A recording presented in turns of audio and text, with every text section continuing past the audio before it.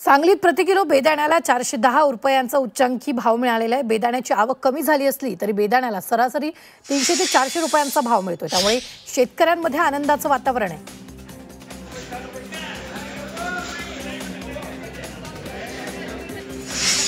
नाशिक जिल्ह्यात 3000 हेक्टरवर रब्बी पेरणी पूर्ण झाली आहे। मागील वर्षीच्या तुलनेत अतिशय कमी प्रमाणात पेरणी झाली आहे। अवकाळी पाऊस आणि खराब हवामानामुळे पेरणीवर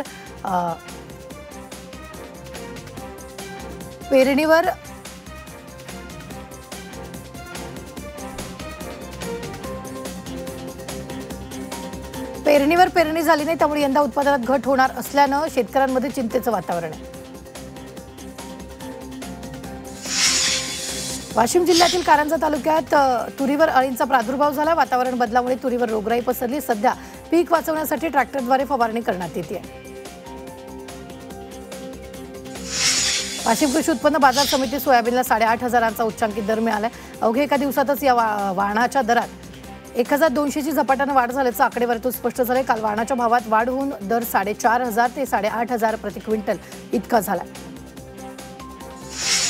गुजरातच्या खावडा इथून भिवंडी तालुक्यातील पडघा इथपर्यंत खावडा विद्युत पारेषण प्रकल्पाचं टॉवर उभारलं जाते। हे टॉवर आणि विद्युत वाहिनी शेतीमधून जाते, त्यामुळे बाधित शेतकरी संतप्त झाले।